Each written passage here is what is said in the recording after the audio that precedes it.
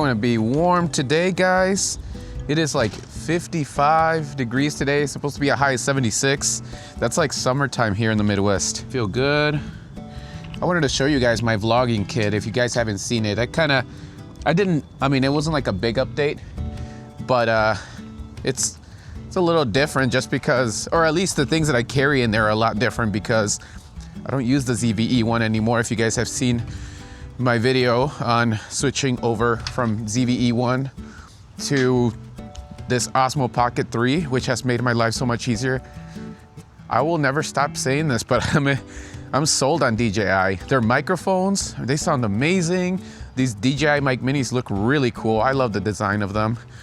I'm coming out here because I forgot this little thing in my car that I want to talk to you guys about today. I felt weird not posting a vlog yesterday. I wasn't technically supposed to be vlogging yesterday, but I took my camera, kind of took a risk, and hoping my daughter or my wife wouldn't say something to me. I do try to spend time with family when it is with family, but I was like, man, we're going to Chicago. So I have a vlog coming on that experience because it didn't occur to me. I realized that I haven't used this thing for photography at all, and it does take pictures. So I'm gonna be making a more dedicated photography video on this thing because I took a few pictures while I was out and about with me and my family, selfies and stuff, but I didn't realize that I had to go into the settings. So remember how I told you guys that if you switch color profile, so like let's say if you go from D-Log to normal color profile, your noise reduction, your sharpness,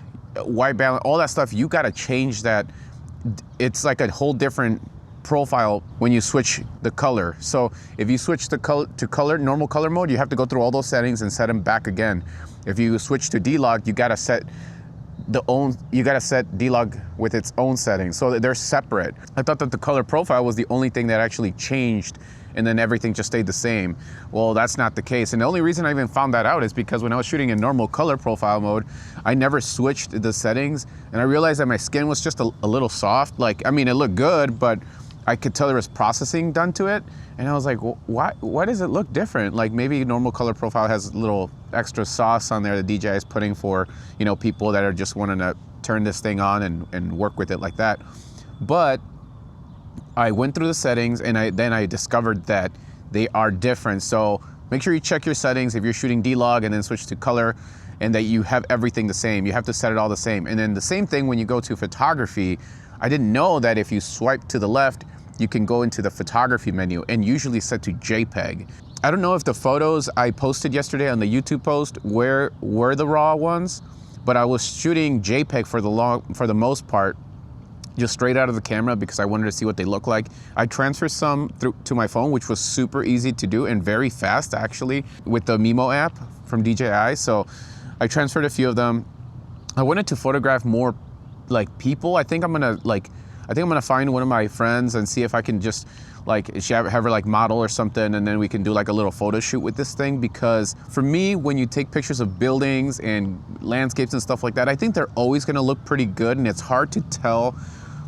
Like I feel like quality in terms of like skin tones and people, and so I feel like most of the time we're gonna be photographing people on this thing. The sun's peeking out, guys. Oh, that feels so good. How's the exposure? I think it looks good. We're on -7. I was trying -1 yesterday. I felt like at times it was just a little bit too dark. This thing does pretty decent at recovering a little bit of the highlights, so I'd rather have a little more information in the shadows. I don't know. I'm going back and forth and trying it out. If I put it at -1, I'm gonna get more of this jitter. And when the jittery motion blur gets a little too crazy, it bothers me a little bit. I can get past it, but I like to keep it to a minimum if I can without doing the filters. But what I was saying with photography, I think that showing you guys pictures of trees and landscapes and whatever and the city, it doesn't do its justice. I feel like those pictures are always going to look pretty decent, and I think that the best way to see it is to actually take pictures of people and see like skin tones and see the bokeh and see like all that stuff. So I'm gonna work on that video for you guys. But I wanted to tell you that taking pictures with this thing was really, really fun. The only thing I ran into is the gimbal head just kind of floating around, like, you know, it was like I wish there was a setting in picture mode at least, hopefully, or just the overall, like they could add another gimbal mode that's just like literally the gimbal just stays locked in a certain, however you set it, it stays locked. It doesn't float around or try to compensate. It's locked up. Because first of all, then you can get that cool point of view mode where like it's locked and you can like use it just like an action cam. Second of all, I think for photos too, like when you're like trying to set a photo and then it's like you're like trying to frame it, it's just like kind of floating around. It was hard for me to get the horizon leveled fairly quickly, especially when I was like, you know, we're walking through the city. There's a lot of people. I just want to walk around, take this shot real quick. It slowed me down a little bit. It wasn't like the end of the world. But I did enjoy the process of taking photos with this thing. It's pretty quick, very easy to do. I feel like a lot of people don't pay attention to me, again, because this thing was very small. I was rocking it without, where is it? Oh yeah, right here. I was rocking it without this thing right here, the tripod, which is it's kind of hard because it is small, but I do like it. The only thing that I would say is if you're using an internal mic, I mentioned this before, but if this is your first time watching my videos, when you use it without the little block that it comes with, you hold it, your thumb tends to block that front mic, the mic that's right here in front of us, and kind of a little bit even in the back, like my index finger goes a little bit higher, so I might be blocking the mics around. That's the only reason why I would probably add this, just to have more of a grip to it. Not that I can't hold it like this, but the blocking the mics, if you're not using, you know, external mics, then it's gonna be an issue. So that was my only problem with it. The other thing too, this thing, I believe, I'm pretty sure, because I see it on the side here, it comes with a little like wrist strap.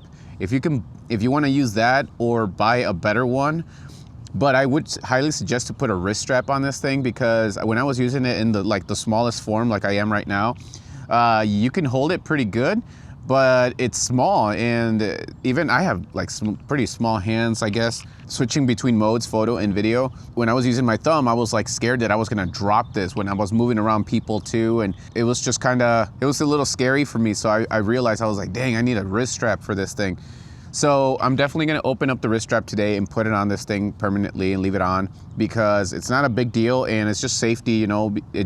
It's gonna protect it from, if it slips out of my hand, I'm not gonna drop it on the floor. So I'm gonna recommend to put the wrist strap on, especially when you're out vlogging in like, you know, heavy public places too. You know, you don't want somebody like snatch it off your hand or something like that. That's another reason why I wanted a wrist strap too. I mean, there's a lot of people in the city, especially when you're traveling too.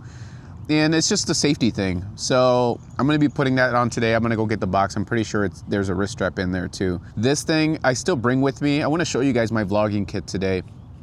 I bring this with me because like when I was at the restaurant, this thing doesn't stand up good by itself on the little flat square. And this makes it a lot easier, more sturdy and everything like that. It does make it a lot taller, but I used this at the restaurant when we went to go eat.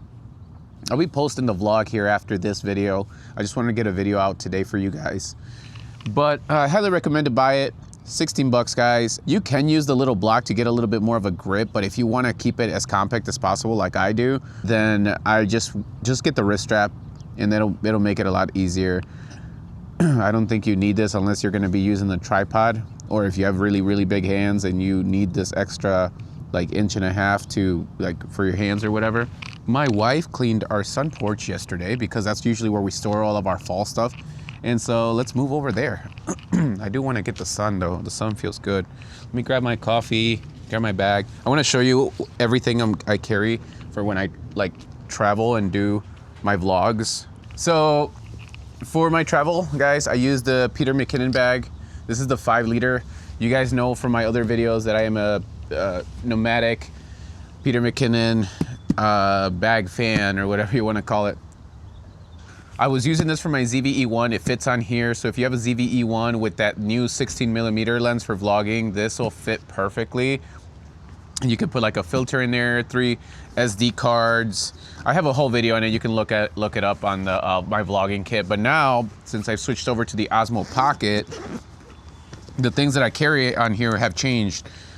I put a in here. I'm not gonna go like really close on it, but there's 3 slots for SD cards. I only carry the adapter for the micro SD, just in case I need to transfer things over. In this little zip pouch in here, it's got a little zip pouch. I put all the windshields for the DJI mic minis. It comes with like the white and gray multicolor one, and then you get the black ones. I like to use the black ones because I wear black, and hopefully it just kind of hides it a little bit better. And then, but I still bring the other ones just in case. On this side here, we have a cube, and I keep a 99 watt or 99 hour battery from Small Rig. I really love these batteries. They got USB-C, USB-C Type A, the 12 volt out DC, 12 volt out like a DC adapter, I think, and then 8 volt out as well. On the side, you have a D-tap. So this is like a great power solution for all day, especially for Osmo Pocket. I have a USB-C, so I can charge my phone and my Osmo Pocket super fast. Obviously, we have to have a little lens wipe, especially if you are an ND filter user for Osmo Pocket. You're gonna want to have one of these so you can wipe those, because I'm telling you, every time you take them off, you probably already know this, but you're gonna be getting finger smudges all over them and everything like that. So make sure you have one of those. I keep those in the side here. And then on this, so this middle cube I kind of leave for my phone, my AirPods, and if I need to put the Osmo Pocket in here, it fits on here. I also put the little tripod right in this little cube there. It all fits together, and you can actually stand up the Osmo Pocket and close this, and it closes perfectly fine. On the very left of it here, I have my DJI mic minis. I have the dual pack because I do this professionally for clients, and I do use these as well for certain situations. But if you have the single one, that's gonna be easier for you to just put it in one of these like little zip pouches. But this way I like the dual. If you can afford the dual, get the dual pack, because when this one dies, you can just grab another one, put the other one to charge, and you always have one ready to go. You can fit everything on here, the cable, the windshield, everything. You don't have to take it off. That's why I love this. And the case is super slick, charges too, but if you need more battery, you can always hook up the 9 volt battery. So honestly, this 99 Small Rig battery, I highly recommend. It's small. I love the sleek design to it too. And whoa, it's getting windy. And yeah, it looks really good. I use this for my FX3 solution, and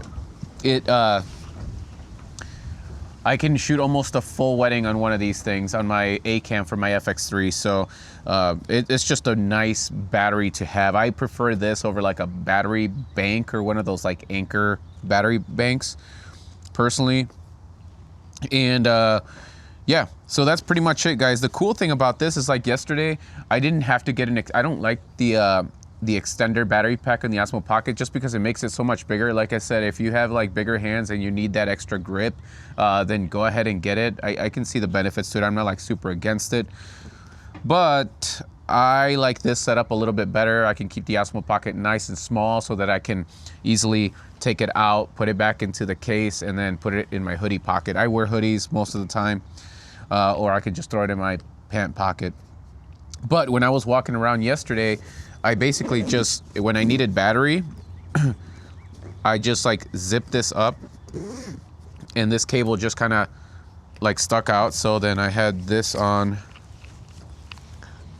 like this, and then this cable, I literally just put it on the Osmo Pocket, and so I would be filming, and this cable was here, and I can easily just roll it and tuck it back into the bag right here. And I can also charge my phone. I can charge my phone and put it in there, or I can, continue filming with it in my pocket.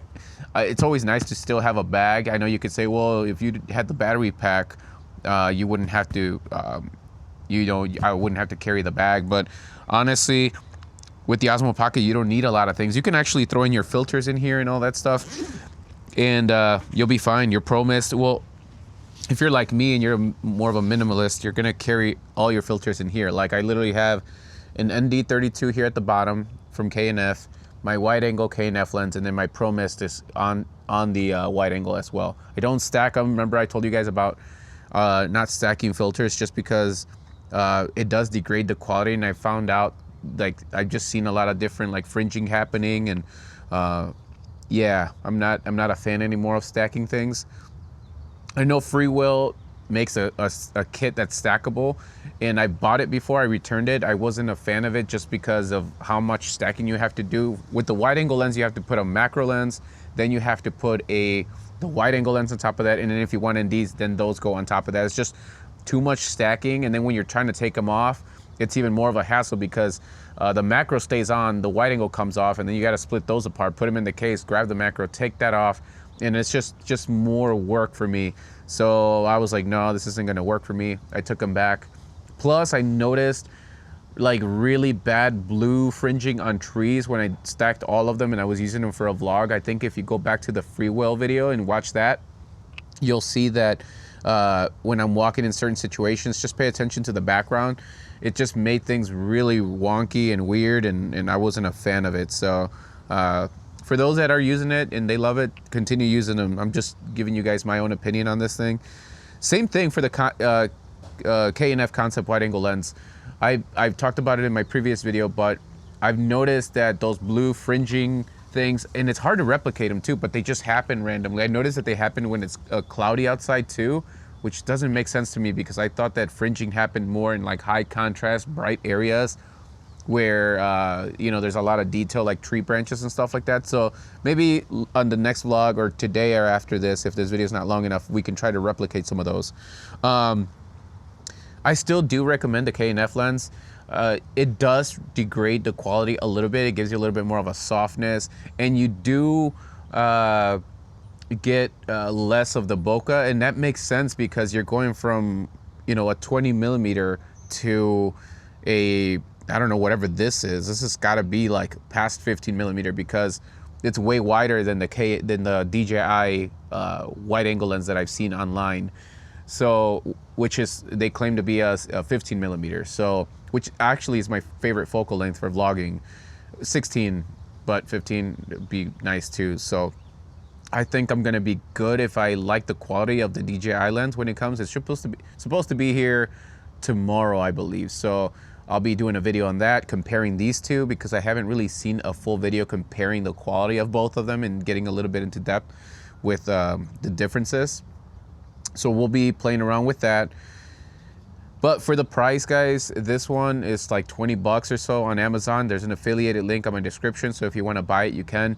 And if you're like, you know what, I don't use wide angle too much, I don't really care about the fringing in the background, I'm not that picky, then go ahead and buy this thing. If focal length and getting the most packed in your image, or if getting a wider field of view for you is a priority over like fringing and how the bokeh looks in the background, then go with this one. It's a really good lens. You can hold the camera very nicely, like literally like this, and you can get like all the backdrop and everything like that, and doesn't get your arm very tired, because with this one I have to have my arm almost all the way out just to get that field of view that I like. And that's my only problem with this Osmo Pocket, is the 20 millimeter lens. It's a little too close to my face at a comfortable level for vloggers. And I'm surprised DJI didn't like pick that up like when they tested it out. I don't know what they're thinking of, you know, behind this was, because I think that was like I don't know, I think it should have been a very easy one. Either way, I hope that the Osmo Pocket 4 has a 15 millimeter by default. That would be perfect for me. It doesn't have to be as wide as the K&F one, but 15 millimeter would be nice. And then that way, if you want to use filters, you can only put like ND filters, and you don't have to worry about wide angle lenses or any of that stuff.